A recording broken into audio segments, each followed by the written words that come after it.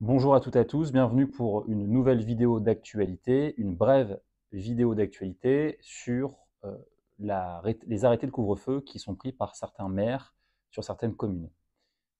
Élément contextuel, comme vous le savez, on est dans le cadre des émeutes urbaines liées au décès du jeune Naël qui est survenu sur le territoire de la commune de Nanterre. Ici, nous n'allons pas faire de politique, mais uniquement du juridique. L'objectif de cette vidéo, c'est de vous expliquer ce qu'est un arrêté de couvre-feu, qui peut le prendre et comment le contester.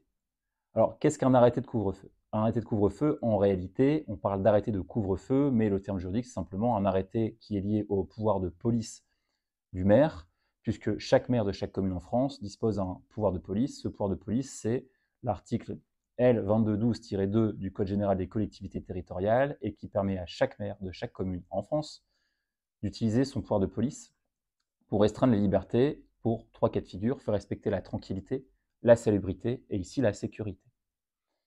Alors, habituellement, ces pouvoirs de police sont utilisés par exemple pour faire respecter la tranquillité, pour mettre un terme à des nuisances sonores, donc restreindre les horaires d'ouverture de certains commerces, de boissons notamment.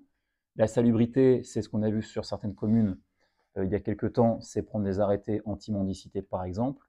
Et ici, la sécurité, c'est de limiter les déplacements, la liberté d'aller et venir.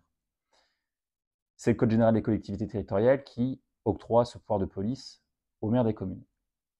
Donc, on parle d'arrêté de couvre-feu, mais en réalité, c'est un arrêté de pouvoir de police administrative. Qui peut le prendre? Eh bien, le maire de la commune peut prendre cet arrêté. Est-ce que cet arrêté est légal?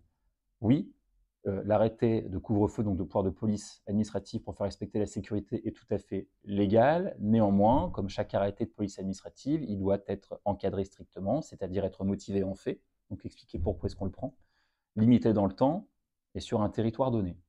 Et aussi et surtout, il faut que cet arrêté de couvre-feu soit manifestement proportionné.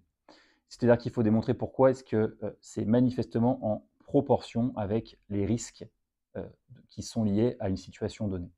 Et ça va être tout le travail rédactionnel de la part des équipes juridiques des communes qui vont devoir expliquer par écrit sur l'arrêté pourquoi est-ce que c'est manifestement indispensable et proportionné de prendre cet arrêté de couvre-feu. Ça, c'est le premier point. Et deuxième point, est-ce que c'est contestable? Eh bien oui, l'arrêté de couvre-feu, comme toute décision administrative, est contestable dans un délai de 2 mois. Vous pouvez soit vous contenter d'un recours en excès de pouvoir pour obtenir l'annulation de cet arrêté, qui normalement sera jugé dans 18 mois.